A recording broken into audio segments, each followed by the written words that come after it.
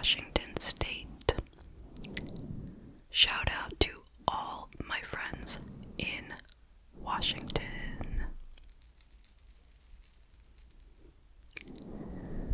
This case happened in January of 2023, and it is the case of Jaahnavi Kandula. So I'm going to start with some background on Jaahnavi, and I hope I'm pronouncing it right. If not, I apologize. So, she was born and raised in India. She grew up in Andhra Pradesh, a state in India's southern coastal region, and she was the daughter of a single mother who was an elementary school teacher. Jaahnavi's mother encouraged her to go to the U.S. in order to have a better future. And Jaahnavi hoped that by getting an education in the U.S., she would make enough money to send some back to her mother in India. So now in January of 2023, Jaahnavi was a student, a graduate student at Washington's Northeastern University in Seattle. She was studying to get her master's degree in information systems, and she was about halfway through. She was due to graduate in December of 2023. It was said that she was very engaged with her schooling. She had lots of friends, and she was well respected by the staff at the university. It was said that they, quote, loved her bubbly laugh, sense of humor, and infectious personality. And according to her own family, Jaahnavi's smile was radiant, and her bubbly personality warmed the hearts of every person she came in contact with. She had an innate ability to connect with people from all walks of life. On January 23rd, 2023, at around 8 p.m., Officer Kevin Dave, who had been working for the Seattle Police Department since 2020, he was responding to a Priority 1 emergency call to join the Seattle Fire Department first responders at a potential overdose nearby. Apparently, the caller had taken a large amount of cocaine, and they were, quote, freaking out, but yet they were lucid and standing outside their apartment waiting for the professionals to arrive. And just a piece of information that the officer obviously did not know at the time, what ultimately would happen with this patient was that the first responders showed up and they spoke with him. They, I guess, checked him out, and he did not go to the hospital. I said he, it could be a she, I don't know. They did not go to the hospital. But anyway, Officer Dave was headed to this person's home. A lot of people might be wondering right now, why does a police officer need to rush to the scene of this sort of situation? What is his role in responding to a potential overdose? And the reason they need police at this kind of thing is because often bystanders or patients will become unmanageable, unruly, combative, so they need police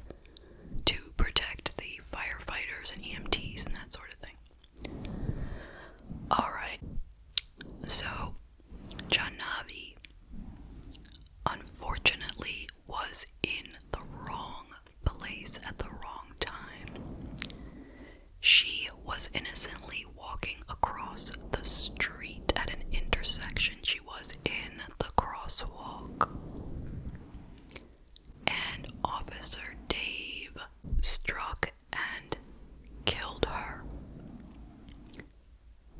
Video footage shows him occasionally chirping his siren as he approached some intersections, but it was not in use for the most part, even as he sped up to over 3 times the legal limit.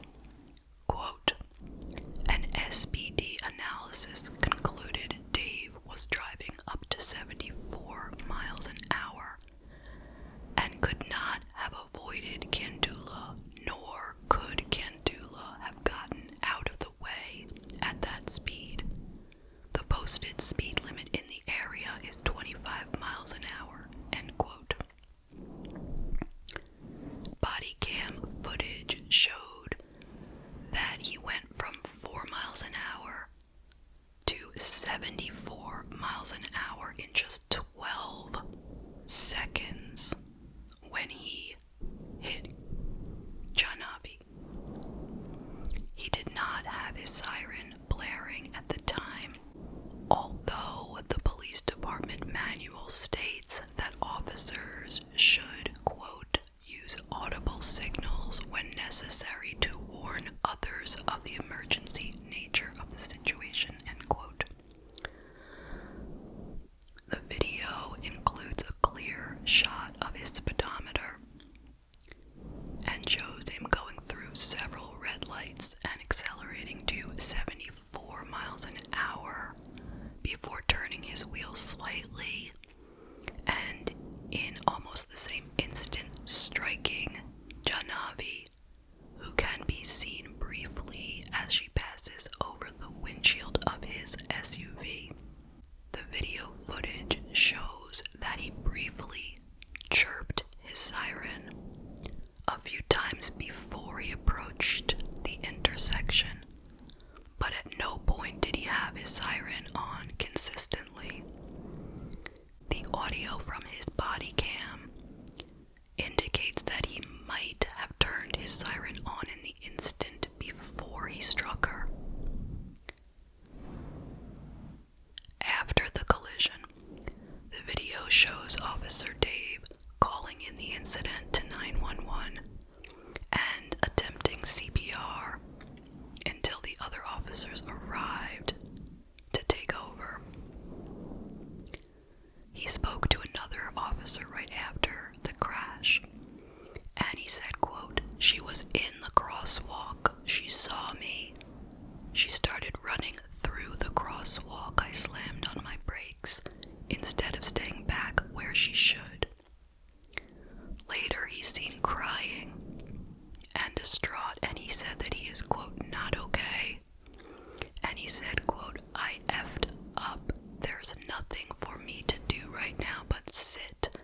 That is the effing worst thing. You just have to sit. So many questions that are unanswered. So many questions, end quote. Photos were taken after the collision, and you can see the damage to the police SUV. The windshield is cracked. The hood is crushed. And there's debris around the accident where you can see Jaahnavi's clothing, shoes, backpack, and art supplies, and a notebook of hers that is under the wheel of the police SUV. There were some witnesses at the scene who were questioned, and they were divided regarding whether or not there was a siren used. One witness said, quote, I saw a police car coming maybe 2 blocks away, and then I heard a loud sound. This witness later said that the reason that they knew it was a police car was because they saw the lights. The interviewer asked him to describe what he heard and then said, did you hear a siren? And they said, I believe I did, I don't remember.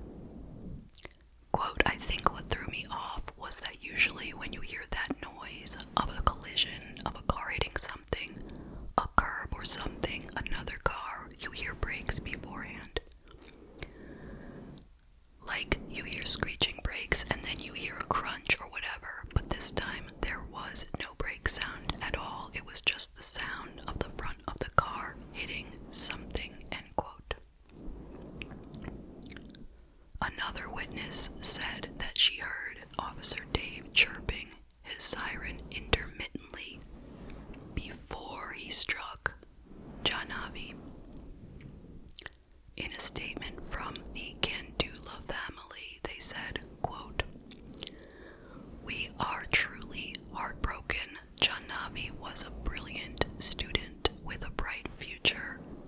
Jaahnavi's tragic and untimely death has left her family and community with a huge hole in their hearts that will never be repaired."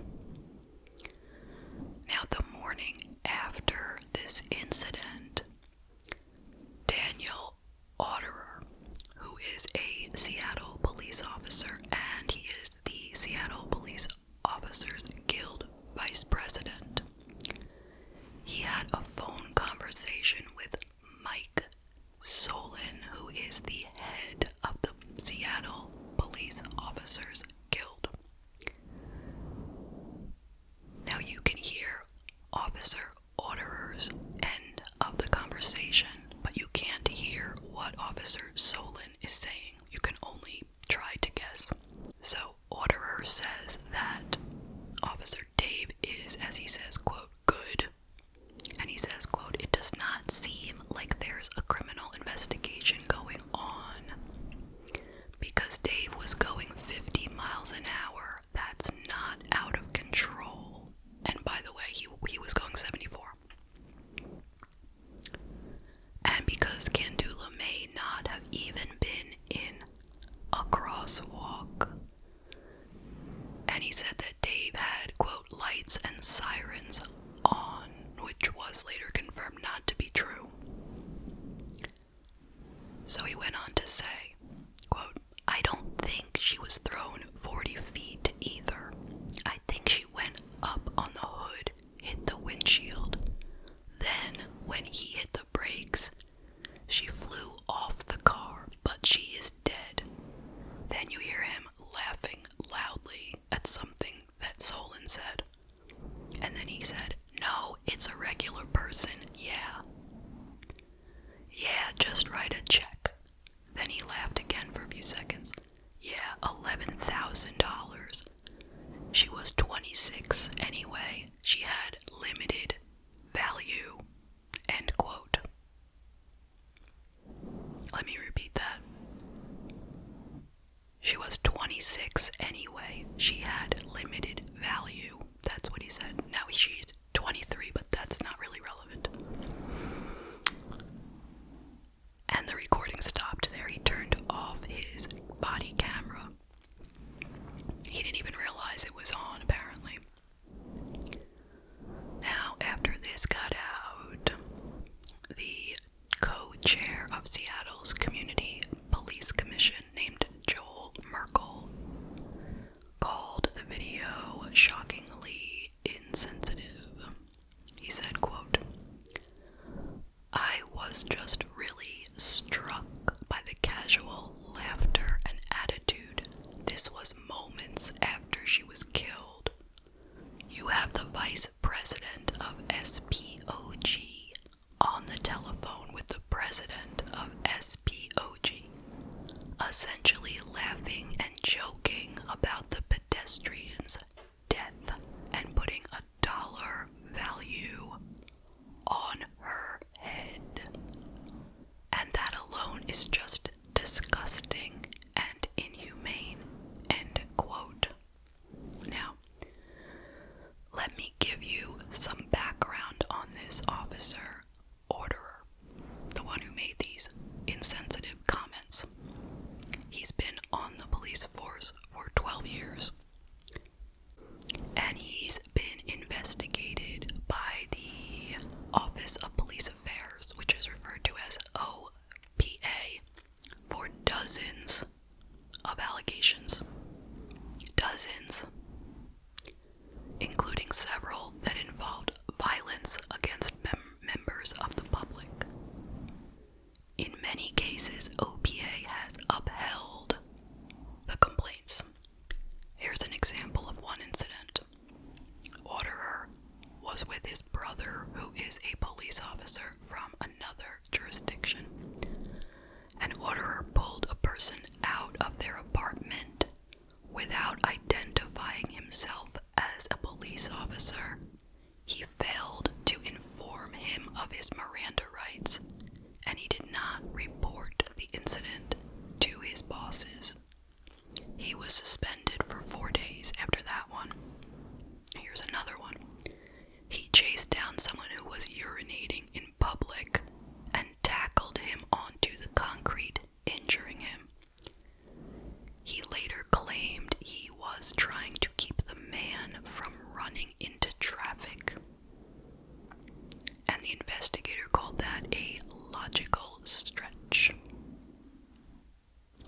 logical stretch.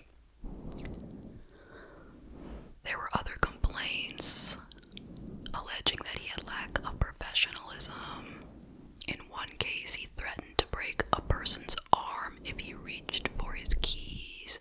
He asked the guy if he was mentally ill and failed to put a seatbelt on him while he was handcuffed in the back of Orderer's patrol car. Now, OPA dismissed that case by giving Orderer a training referral, meaning he was sent for training to teach him not to do that again, basically, in my words. But in that case, the investigator expressed concern with Orderer's, quote, general approach to this incident, his demeanor, and the way he interacted with the complainant. Indeed, this is not the first time that OPA has had such concerns. Orderer had numerous cases over the last 2 years in which it was alleged that he was unprofessional, end quote. Here's another case. This one was upheld. Orderer appeared to mock a woman who said that she was developmentally disabled and had cognitive challenges that made it difficult for her to remember instructions that he gave during a DUI test. He accused her of lying about being a veterinary nurse, suggesting she wasn't capable of holding such a complicated job. The woman was responding calmly and reasonably, and he said to her, quote, I know you usually get a reaction out of people, but you're not going to get a reaction out of me, end quote. In her presence, he then referred to her as a 220 to the other officer, which is code for mentally ill. And he said, quote, you also need to go see your mental health professional, and I think you know that, end quote. There were several other complaints against Orderer that involved what appeared to be overzealous investigations of DUIs. There was one case where he, quote, effectuated an arrest by another officer of a man who was clearly sober, but he had swerved his car a little because he was eating a hot dog. So anyway, coming back to the incident that we're talking about. On August 3rd of 2023, Orderer wrote a letter to the Office of Police Accountability to defend himself. And in this letter he wrote, quote, at the time I believed the conversation was private and not being recorded. The conversation was also not within the course of my duties.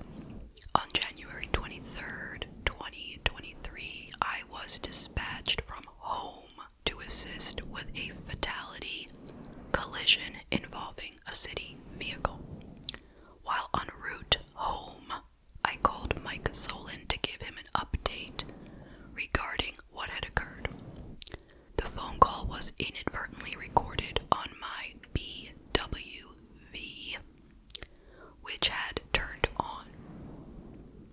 During that phone call, Mike Solon stated something to the effect that it was unfortunate that this would turn into lawyers arguing the value of human life.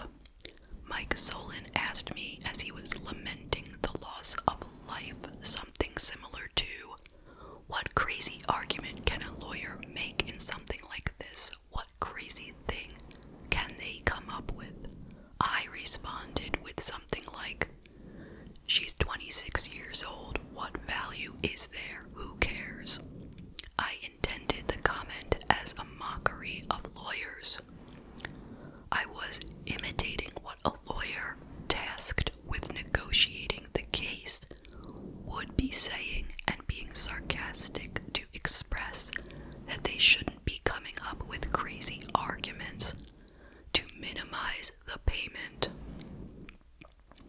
I laughed at the ridiculousness of how these incidents are litigated, and the ridiculousness of how I have watched these incidents play out as two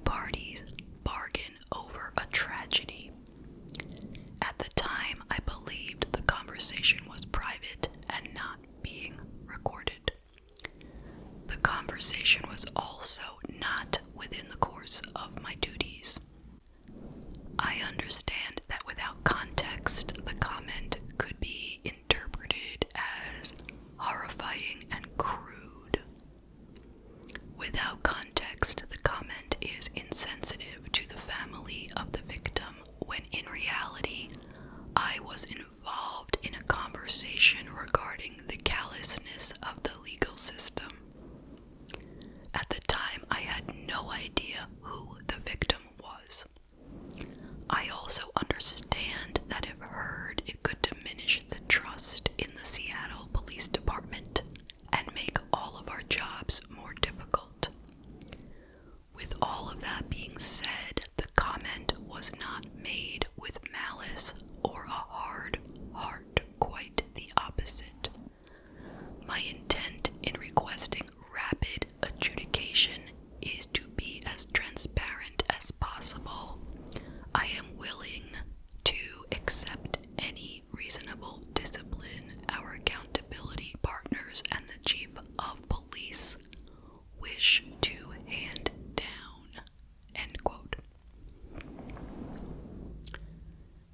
The prosecutor's office is still investigating the case.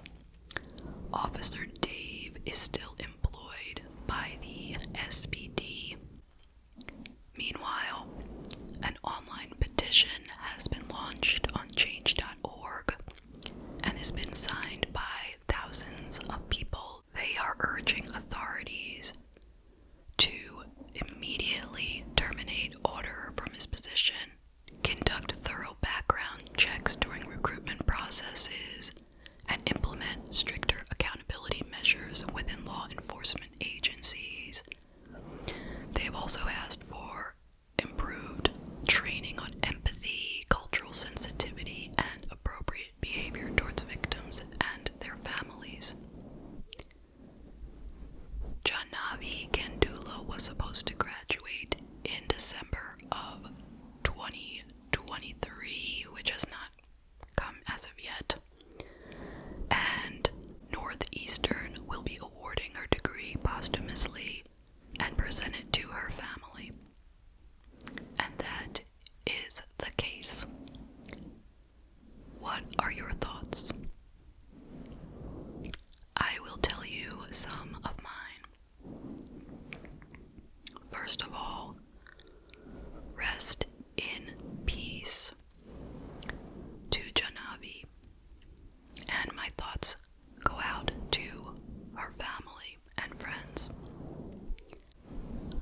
I hate to hear about cases when somebody leaves their own country and comes to the US with hopes of bettering themselves or finding the American dream or getting money to send back to their family, and then they meet with this sort of horrible tragedy. It is just so unfair.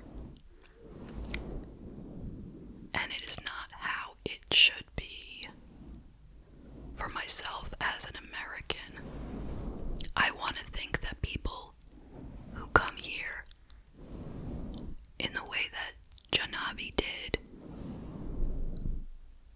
would not be treated like a piece of meat, like a bug on a windshield. You know what I'm saying? As callous as that sounds. So what do I think should happen to Officer Dave, the one who actually hit Jaahnavi and killed her? What should happen to him? Because so far nothing has happened that I am aware of. Should he lose his job? Should he receive criminal charges? Should he be given a desk job? Should he just be given more training? What should happen?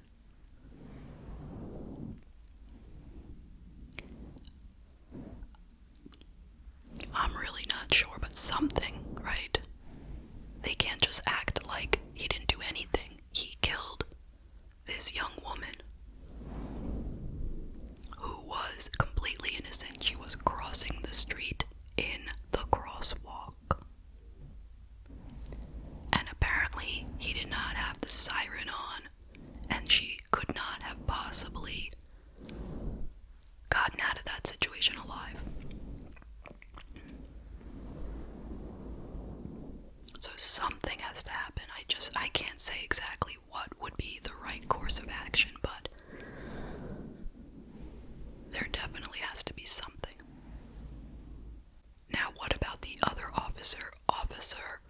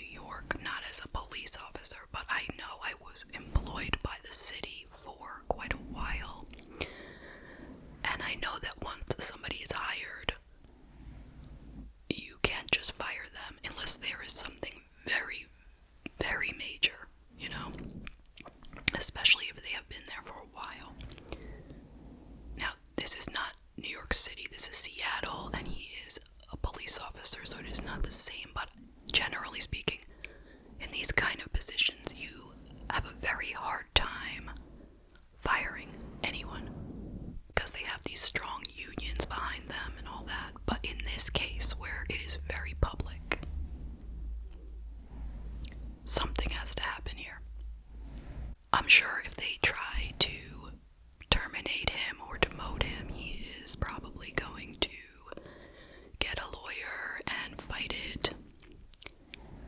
And at least in this particular situation, as he was saying, that conversation that was recorded on his body cam occurred outside of his hours of work. He was on his way home, and he was having this conversation. It was not part of his job. And the conversation itself was not supposed to be heard by the public, but unfortunately, it has been. So if they want to use that situation to terminate him, it will probably be difficult.